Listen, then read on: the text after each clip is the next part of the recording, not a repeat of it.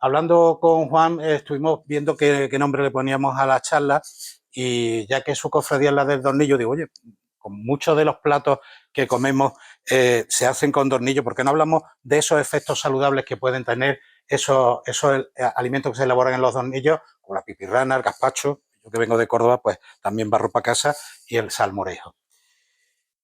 ¿Qué tienen nuestras comidas del Dornillo? Es lo primero que nos teníamos que preguntar. Y, lógicamente, estamos hablando de platos tradicionales andaluces. No os riáis, no os riáis. El salmón ya ha superado al bacalao en consumo en España y pronto va a superar a la merluza, que era el producto más consumido. El sushi es uno de los productos, el MAPA ha tenido que incluir el sushi entre las especialidades de pescado. Es decir, no estamos diciendo ningún disparate. Esto, si en vez de la media de edad que tenemos aquí, pues tuviéramos la media de edad de nuestros hijos, eso es lo que ellos quieren. Entonces, bueno, pues hay que aclarar que no vamos a hablar de eso. Vamos a hablar de esto, vamos a hablar del panorama de lo que son nuestros platos tradicionales, de lo que es nuestra gastronomía popular y, curiosamente, fijaros a ver si soy yo capaz de no cargarme esto. Sí, ahí lo tenemos. Bueno, pues tenemos que uno de los 17 sellos representativos de la gastronomía de España que propuso la Real Academia de Gastronomía es precisamente el gazpacho y se propuso por Andalucía, por la Academia Andaluza de Gastronomía y Turismo.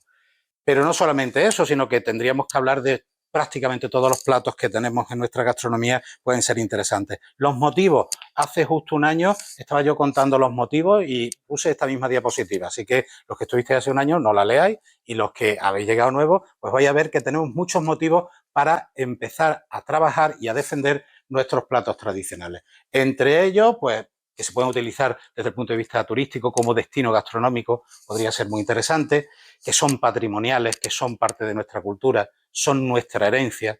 Antes de ayer estaba yo en Valencia, estaba presentando, hablando de gastronomía sostenible, la gastronomía mediterránea sostenible, y la última diapositiva es una de estas que hemos hecho con inteligencia artificial y es una señora que la madre ya mayor de cuerpo presente y la señora rebuscando, se veía allí un montón de joyas, dinero, y ella muy contenta porque había encontrado la receta del salmorejo de la madre. Bueno, pues a eso vamos a llegar, ¿eh? Ya lo ha dicho el presidente de Mercadona, que dentro de 20 años no quedará nadie que cocine. Bueno, pues esas recetas son un verdadero tesoro y son parte de nuestro patrimonio. Y si veréis por ahí, hay en algún sitio donde pone que son también sostenibles, que son también saludables. Todo esto vamos a intentar pues dar datos también para que lo entendamos bien. La primera parte, ¿los alimentos tradicionales son patrimoniales? ¿Lo tenemos claro? Si vamos a la Real Academia de la Lengua, nos dice que patrimonio es el legado de nuestros padres. Lo que estuviste el año pasado, espero que no caigáis. ¿Es el legado de nuestros padres? Y veo señoras que dicen que sí. Algunos ya están dudando, porque si yo he dicho que ya el año pasado no cayeron en la trampa, no, señores, no es el legado de nuestros padres, es el legado de nuestras madres y de nuestras abuelas. Que quede muy claro. La gastronomía, la alta gastronomía ha sido casi siempre una cuestión de hombres y la gastronomía popular ha sido una cuestión de mujeres. Y ellas han sido las que han mantenido en un boca a boca hasta llegar a nuestros días los platos que hoy podemos disfrutar. Por supuesto, el valor de nuestra cultura es un elemento diferenciador. Yo me acuerdo cuando hicimos el estudio sobre el flamenquín y estábamos con el flamenquín cordobés y el flamenquín de Andújar. Bueno, pues cada vez que bajaban las encuestas, y yo le ponía y le decía, oye, que en Andújar están subiendo la encuesta, en Córdoba empezaba la gente a hacer encuestas, que se quedaba atrás Andújar, nos poníamos en las redes sociales, oye, que en Córdoba se están yendo. Bueno, pues ese elemento diferenciador es fundamental. Y todos los que sois de pueblo o pasáis tiempo en los pueblos, sabéis que nos diferenciamos muy bien del pueblo de al lado. A mí sí por poco me pegan cuando en Cabra, un pueblo de Córdoba, me presentaron carne de membrillo y dije, hombre, carne de membrillo de Puente Genil, que es de donde es famosa y donde se exporta a todo el mundo. Bueno, pues las señoras de allí me dijeron que ni hablar, que la carne de membrillo buena es lógicamente la de Cabra, la de Puente Genil, una cosa comercial que no vale para nada. Unido al territorio, y esto es muy importante porque pueden ser todos los exportables que queramos, es decir, nosotros podemos llevarnos la pipirrana, el gazpacho, el salmorejo a cualquier parte del mundo, pero donde mejor se va a consumir una pipirrana, ¿dónde va a ser? En Jaén, indudablemente. Y es rastreable históricamente. Y esto es un elemento importante porque ahora se está intentando sacar nuevos alimentos que pueden ser característicos de algún sitio, pero si no tienen una trayectoria histórica no nos sirven. Hasta el punto puede ser patrimonial que la UNESCO desde el año 2009 está reconociendo como patrimonio inmaterial de la humanidad algunos platos, aquí tenéis ya algunos. Realmente no es ni la pizza, ni es tampoco la baguette, sino que es el arte de los pizzaioli, y aquello es la convivencia que se produce cuando se va a comprar una baguette. Yo he ido, no sé si vosotros habéis ido a París a comprar una baguette y pides la baguette, te la dan y te vas. O sea, la convivencia no sé dónde está, pero bueno, se la han dado, patrimonio, ahí está. Y por supuesto, la dieta mediterránea. No tenemos que ir a la UNESCO, nuestro propio Parlamento ya promulgó una ley en la que se habla del patrimonio cultural inmaterial y tiene un apartado específico, el artículo 2, apartado F, que nos habla de gastronomía, elaboraciones culinarias y alimentación. Por tanto, es patrimonio y eso ya no hace falta que lo discutamos. Y aquí tenemos dos tipos de platos tradicionales, los platos en peligro de desaparición, que nosotros estamos trabajando desde el grupo de gastronomía científica a nivel nacional y que aquí Juan está abanderando con notable éxito rescatando los platos de Jaén. Y necesitamos muchos Juanes, necesitamos al menos uno por lo menos por provincia, porque es un trabajo duro, arduo y necesario. Y el problema está en que si no se hace ahora, dentro de 20 años posiblemente ya no se puede hacer. Por tanto, un trabajo muy interesante. Pero luego hay otros que son los populares. Esos que no están en peligro de extinción, esos que casi todos sabemos hacer en casa. Ahí tenemos nosotros el skyline de Córdoba con sus platos populares y cuando llegamos a la pipirrana nos encontramos que si yo pongo en el buscador de Bing la receta de la pipirrana me da 449.000 entradas. Vamos a acotarlo un poquito. Bueno, pues vamos a decirle que solamente vamos a hacer la búsqueda de receta de pipirrana de Jaén. Bueno, pues queda un poquito más restringido, 13.400. Esto es una barbaridad. Por tanto, cuando estamos hablando de un plato popular, tenemos que trabajar en otro tipo de formas de estandarizarlo. Esto, pues desde la Academia Andaluza de Gastronomía y Turismo y desde la Cátedra de Gastronomía Mediterránea que yo presido, pues lo hemos ido implantando a nivel andaluz y fijaros qué curioso que tenemos en dos provincias que aparecen estos platos de Dornillo, está el salmorejo y está la pipirrana. Antes hemos visto el gazpacho y ya tenemos el triunvirato, ya tenemos los tres elementos de los que seguiré hablando a lo largo de las charlas. Hemos hecho un estudio en profundidad, de esto ya también es parte de lo que conté el año pasado, aquí no me voy a extender, para ver cuáles eran los platos más típicos de Jaén y lógicamente del resto de las provincias. Y no cabe duda que la pipirrana está de moda y que hay un incremento. Si analizamos a través de Google Trends las tendencias de búsqueda de la gente de esta palabra, pues vemos que va creciendo progresivamente. Y va creciendo con dientes de sierra. Y algunos dirán, ¿por qué? ¿Por qué con dientes de sierra? Pues porque es más fácil buscar la receta de pipirrana en verano que en invierno. Pues apetece más. ¿Dónde son los sitios? Uy, qué mal se ve el mapa. ¿Dónde? Eso se supone que es un mapa de España. ¿Dónde son los sitios donde más se busca sobre la pipirrana? Pues donde tiene que ser, en Linares, en Jaén y en Úbeda. Buscamos muchísima información de la pipirrana, hicimos una encuesta específica sobre este producto y bueno, pues veíamos en qué época del año, con quién, dónde, con qué frecuencia de consumo, el momento del día y también le echamos un poquito el pulso a una cuestión importante, su receta, estandarizarla, la receta que facilitamos al Dornillo y que bueno, pues se ha utilizado y que lógicamente no significa que hay que hacerla así, hay que hacerla como la hemos hecho siempre en nuestra casa y la pipirrana de cada uno de vuestros hogares seguro que es la mejor. Pero esta sí nos sirvió para algo interesante y es comprobar que un ingrediente fundamental de la pipirrana está desapareciendo.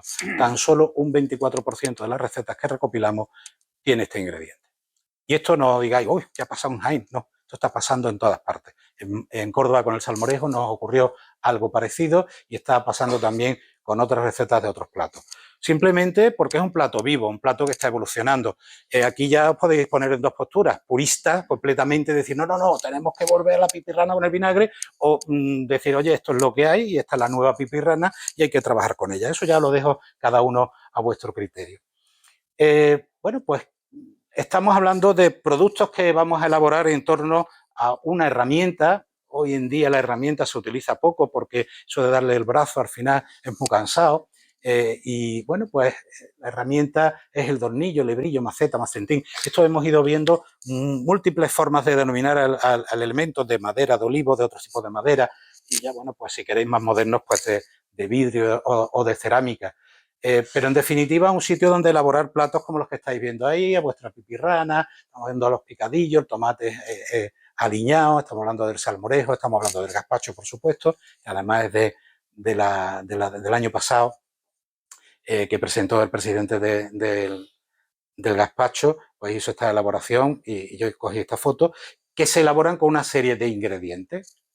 Este que se ha colado aquí, bueno, pues también en alguna ocasión lo hemos echado en un tornillo. ¿Se puede hacer otros platos de tornillo? Por supuesto, pero no vamos a hablar de ello. Es decir, yo no estoy hablando aquí de una mazamorra, yo no estoy hablando aquí de un ajo blanco, yo no estoy hablando aquí de una ensalada, ni de un remojón granadino, ni de un gazpacho de cilantro. Vamos a centrarnos principalmente en esos tres que hemos hablado: salmorejo, pipirrana y gazpacho. ¿Qué nos aportan desde el punto de vista nutricional? ¿Qué tienen estos platos? Bueno, pues esto es muy fácil. Es coger todos los ingredientes, pues una base de datos que tiene la composición nutricional y valorarla. Y hemos hecho la valoración y la estamos presentando de una manera sencilla. Por 100 gramos de producto, que es como se suele introducir la base de datos, y lo que podría tomar pues una persona, estamos hablando pues una ración que podría tomar, y lo vamos a valorar pues con el criterio que se utiliza normalmente en Europa, que es en relación a las necesidades que tiene un hombre de 20 a 29 años, y con una modificación que hicimos nosotros. Al final esto siempre se pone para el día completo y uno no se come todo en un día completo. Nosotros lo hemos acotado para el almuerzo de un hombre en un día completo. Los datos los tenéis aquí, pero aquí podemos ver en principio los principios inmediatos. Lípidos principalmente aportados por el aceite de oliva, que espero que sea virgen extra. Proteínas, lógicamente, aportados por el atún. Ese es un poquito el perfil de nuestro aporte nutricional de principio inmediato. En relación a la distribución porcentual de esos mismos ingredientes, pues aquí tenemos glúcido y proteína en bastante pequeña cantidad y lípidos en una cantidad importante. Le echamos bastante aceite y lógicamente debemos hacerlo así porque es un ingrediente fundamental de la dieta. Ese aceite, lógicamente, un aceite monoinsaturado, que si hemos utilizado virgen extra no solamente nos va a aportar esos ácidos grasos monoinsaturados, sino que también nos va a aportar otros componentes muy interesantes. ¿Qué más puede aportar? Pues nos puede aportar minerales. Por desgracia, principalmente sodio, a partir de sal. Los hipertensos, pues habría que empezar a reducir un poquito de aquí. Pero vemos que también tengo algo de fósforo, algo de magnesio y algo de potasio. Este 80%, estos valores que veis aquí en la línea, nos indica sobre lo que debería de tomar una persona, un hombre joven, en el almuerzo. Pues estamos viendo que de sodio ya estamos llegando al límite, pero es que de potasio también vamos bien y de fósforo bastante bien. Y fijaros qué curioso que entre los elementos traza nos encontramos el cobre, principalmente también aportado por el atún.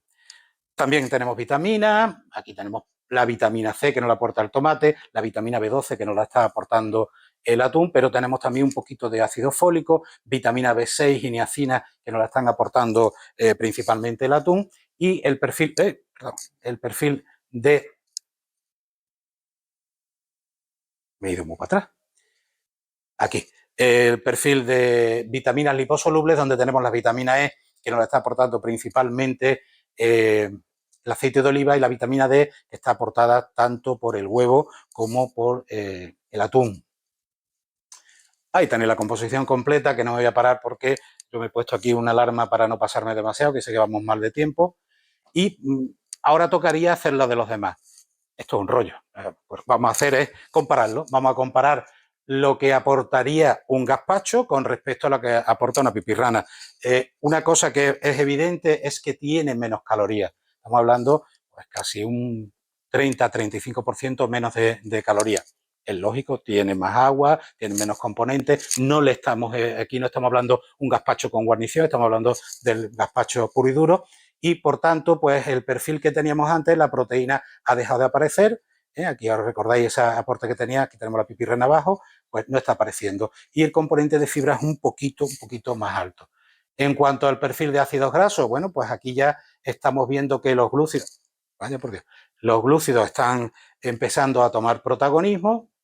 Las proteínas lo pierden casi completamente y en cuanto a la grasa, pues lógicamente los componentes que estamos utilizando en el gazpacho apenas aportan grasa, es el aceite de oliva el que aporta esos ácidos grasos monoinsaturados de los que estamos hablando.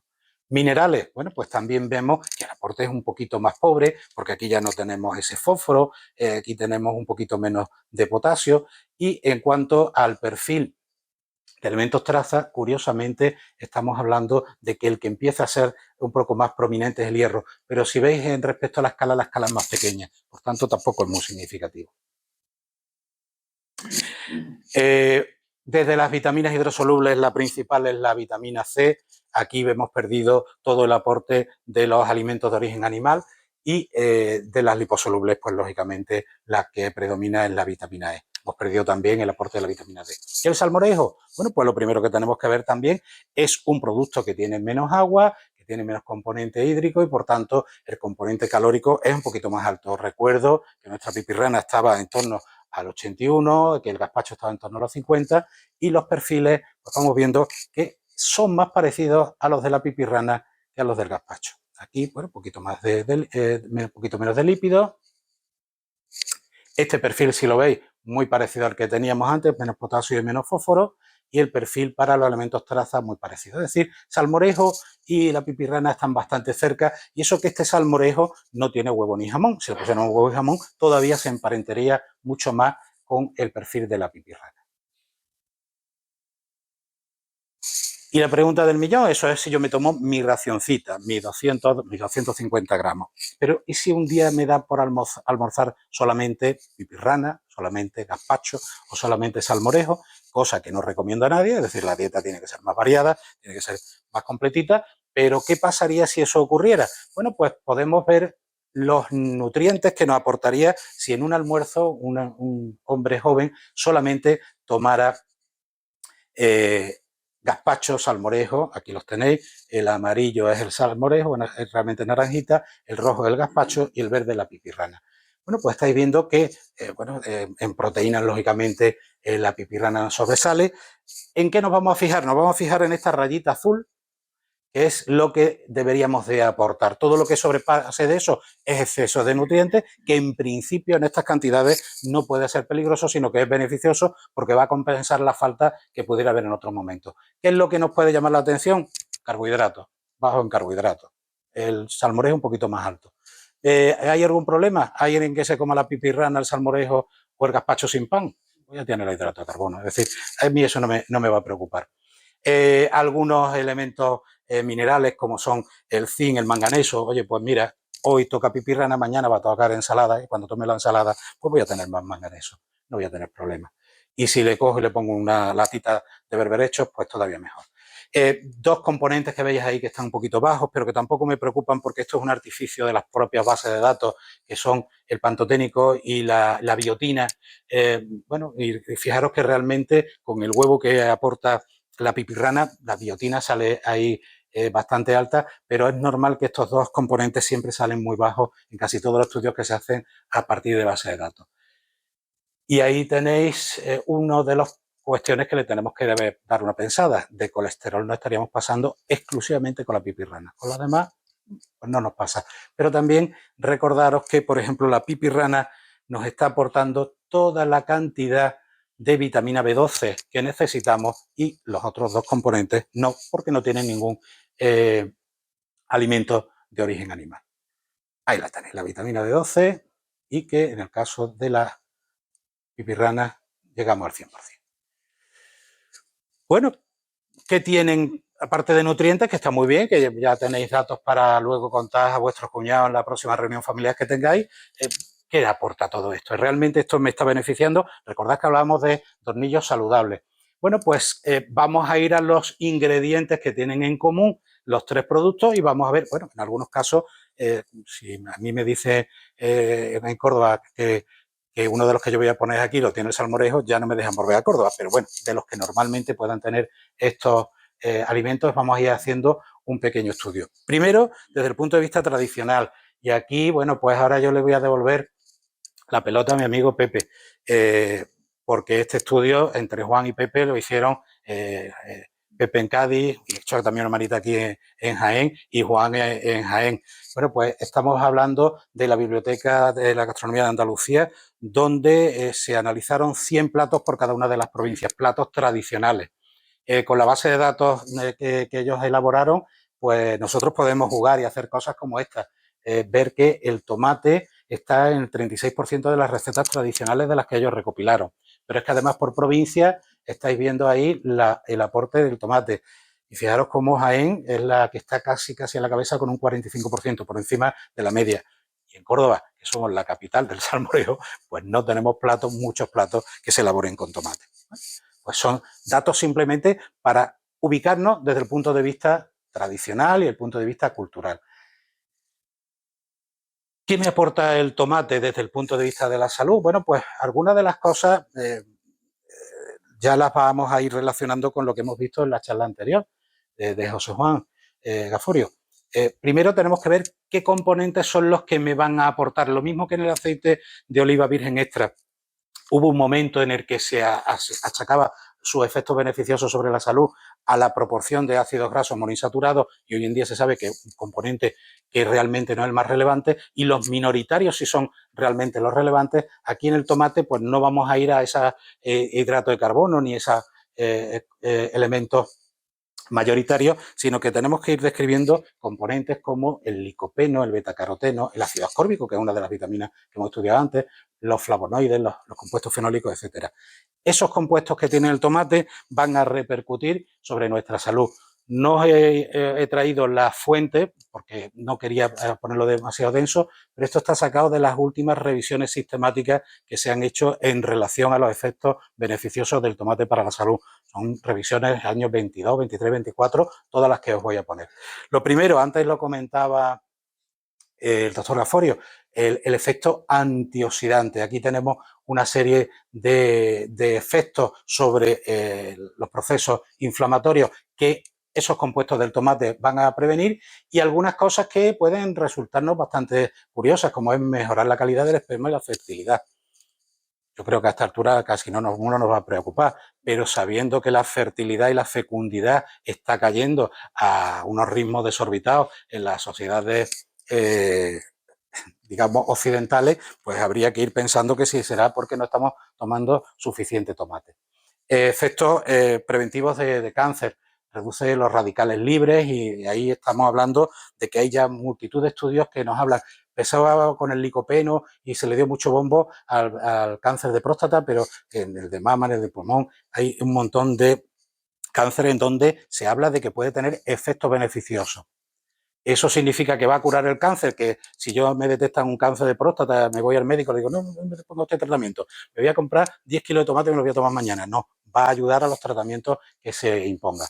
Desde el punto de vista de salud cardiovascular, produce un aumento de las HDL y una menor oxidación de las LDL, que hoy en día es uno de los caballos de batalla. Ya no estamos hablando solamente de la cantidad de LDL que tenemos en circulación, sino que si esas LDL están oxidadas o no, pues estos van a evitar que se oxiden esas LDL. Pero además, como veis, tenemos efectos cardioprotector, antitrombótico, y mejora la salud del endotelio. Muchos elementos que van a reducir el riesgo cardiovascular. Por la relación sodio-potasio, lógicamente cuando no le estamos echando demasiada sal a nuestra pipirrana, tiene un efecto hipotensivo, pero independientemente de este efecto hipotensivo de la relación sodio-potasio que tiene el tomate crudo, pues tenemos también el ácido clorogénico, que se ha indicado que tiene efectos antihipertensivos. Baja los niveles de glucosa en ayunas, reduce la hemoglobina glicosilada, con lo cual para los diabéticos le puede venir muy bien. Ayuda al control de peso y reduce la incidencia de hígado graso. Tenemos también algunos estudios que nos hablan de sus efectos sobre la mejora de la función cognitiva, reduce la severidad de los síntomas y retrasa la severidad de los síntomas del Alzheimer y otras demencias seniles. Protege contra los daños de los rayos ultravioleta. Reduce también la producción de neutrófilos. Aquí estamos hablando de efectos digestivos reduciendo, bueno, pues por efectos de la vitamina C, la gingivitis, el sangrado, pero también por su componente de fibra va a mejorar el tema de estreñimiento. Y fijaros que yo no sabía de lo que iba a hablar el compañero, pero también produce una menor mortalidad en personas que tienen enfermedad renal, es decir, contribuye a que haya una menor mortalidad en personas con enfermedad renal. Esta es un poco la constelación del tomate. En la siguiente no nos vamos a parar tanto, pero es que los demás ingredientes también tienen efectos beneficiosos. Ya veis que no he animado esta gráfica para que vayamos un poquito más rápido. Aquí tenéis a nuestro amigo el pimiento y tenéis la presencia del pimiento en las recetas populares andaluzas. Y lo mismo que hemos puesto antes, tenemos aquí una nueva constelación de efectos favorables que tiene el consumo del pimiento. Aquí sí tengo que poner un pequeño paréntesis. La mayoría de los estudios que se hacen no discriminan realmente qué especie de pimiento está utilizando. Y como son estudios americanos, nos encontramos muchos que se refieren al chile. Por tanto, aquí habría que ver, en algunas de estas revisiones lo indican que no está claro el tipo de pimiento que se ha utilizado. Lo que sí es cierto es que algunos sí están muy bien identificados y, por ejemplo, el efecto de la zeaxantina y la luteína en la protección de la degeneración macular está muy claro que lo tienen los pimientos amarillos y naranjas. Los rojos un poquito menos y los verdes prácticamente nada, porque estos compuestos se van a encontrar ahí. Pero fijaros, esto significa que tengo que ir cortando. Fijaros también que volvemos a tener una constelación de efectos y las sustancias son diferentes. Aquí estamos hablando de los casinoides, de la capsaicina, estamos hablando de los flavonoides, pero otro tipo de flavonoides, estamos hablando de vitamina E.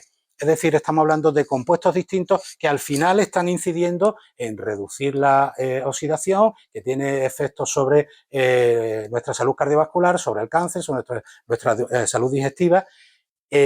Aquí también muy curioso en el tema antimicrobiano y hay una cuestión que esta sí se atribuye principalmente al chile, pero parece ser que lo podrían compartirlo con otros pimientos, y es que inhibe el Helicobacter pylori, que es uno de los principales causantes de las úlceras. Es una cosa curiosísima las estadísticas en México, con la cantidad de picante que comen, que tiene una incidencia de úlceras de estómago bastante por debajo, lo que es la paradoja mexicana, por debajo de lo que tienen en otros países. Reduce el apetito, mejora la oxidación de los lípidos, es un neuroprotector también por sus efectos antiinflamatorios. Como veis, estamos acotando las mismas enfermedades, pero desde otros compuestos diferentes.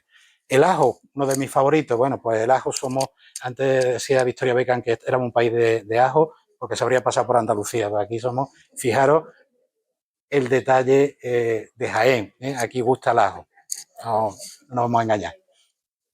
Bueno, pues del ajo tenemos prácticamente, como llevamos más de tiempo, lo mismo. Fijaros que los compuestos son completamente distintos. Aquí estamos hablando de la alicina, de la ajoeno, de la S-alicicisteína.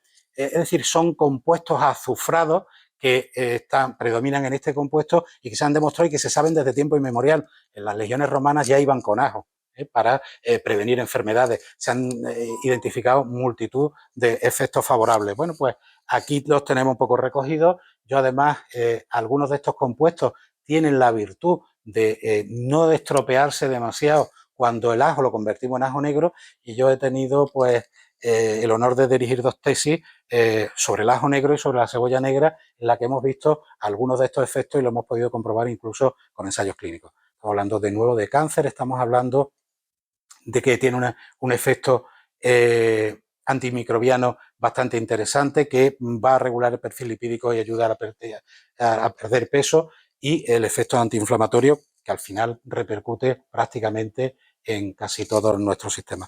Os repito, los elementos en que los compuestos de los que estamos hablando son los que producen efectos sobre los mismos sistemas, pero con mecanismos diferentes. Y esto es importante para que luego lleguemos a la conclusión final. De la cebolla de la que hablaba antes. Esta no digáis en Córdoba, por favor, que yo he dicho que el salmorejo tiene cebolla, ¿eh? Si no, ya no me dejan volver. Bueno, pues de la cebolla también somos grandes consumidores de cebolla y nos encontramos, bueno, un cortejo más pequeño, las cebollas menos estudiadas, y por tanto tenemos un cortejo más pequeño de síntomas, pero de nuevo estamos hablando de elementos, esos órganos sulfurados, algunos distintos, la quercetina, que también se ha estudiado a partir del vino y de otros compuestos que tienen efectos beneficiosos. Nuestro amigo el vinagre, el que está en franca decadencia, el que se está perdiendo, bueno, pues aquí soy menos aficionado al vinagre, en Córdoba somos bastantes, entre otras cosas porque tenemos una denominación de origen en el Montilla Moriles, donde hemos producido vinagres de bastante calidad y a pesar de eso seguimos perdiéndonos. De nuevo, estamos hablando de compuestos que tienen efectos, que son completamente distintos, ácido acético, otros ácidos orgánicos, la melanoidina, los polifenoles, el triptofol, son elementos distintos que vuelven a funcionar con efectos principalmente antioxidantes y sobre todo los sistemas que hemos estado mencionando antes. Sí, vale. Mejora la función cognitiva. Aquí es uno de los elementos, el tema de la saciedad y el tema de la diabetes en vinagre es uno de los que más se está estudiando, incluso se está comprobando el efecto que tiene el tomarlo en ayunas, el tomarlo al final del día sobre los niveles de glucemia o bien en ayunas o postprandial, y los efectos parece que son bastante prometedores. Y una de las cosas más curiosas es que va a mejorar, va a reducir el apetito y va a mejorar los procesos de pérdida de peso. Es una persona que se somete a un régimen de adelgazamiento tomando una pequeña cantidad de vinagre. Aquí yo digo como el doctor, a nadie se le ocurra inyectarse aceite en las venas. Aquí estamos hablando de cantidades de diluir un poquito de vinagre, normalmente en agua con gas, y estamos hablando de poder tomar unos 25 mililitros al día. Más de eso no es recomendable porque puede tener efectos digestivos adversos y que incluso hay ahí alguna publicación que nos habla de una relación con el cáncer de esófago. Por tanto, no todo puede ser bueno y sobre todo si lo tomamos en exceso. Y nuestro gran protagonista, aceite de oliva virgen extra. Aquí os salís del parche, el 97% de los platos, están incluidos los postres, tenían aceite de oliva virgen extra.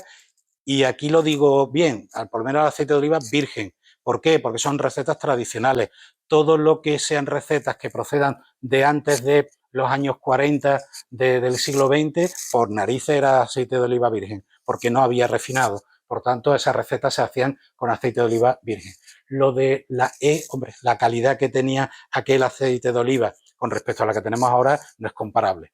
Y nadie que me diga que era mejor el de antes. Los métodos de extracción que tenemos ahora y el manejo de la aceituna que tenemos ahora está a años luz de cómo se hacía hace justo un siglo.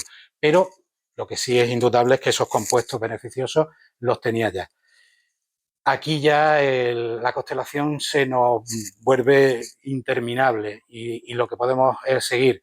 Bueno, aquí incluso tenía yo, creo que había algunos efectos que no sé si está puesto, pero sobre la microbiota que antes comentaba, se sabe que tiene un efecto modulando a través del RNA mensajero la microbiota. Multitud.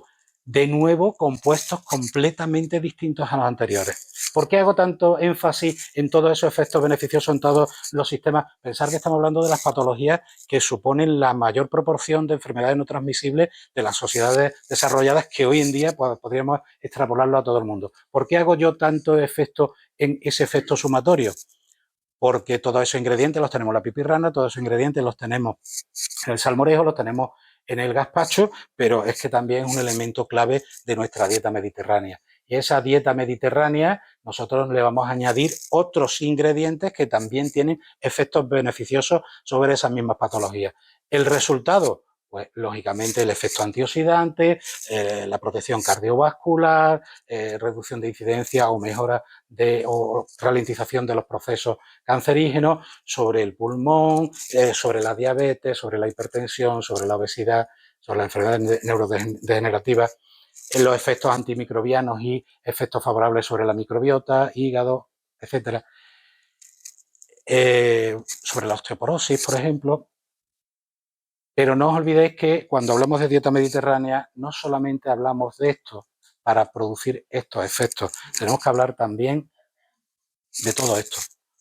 El estilo de vida mediterráneo. Es decir, estamos hablando que está el no estresarse, el que hoy nos han quitado la siesta, y eso está muy mal, ¿eh? Hay que dormir una poquita de siesta.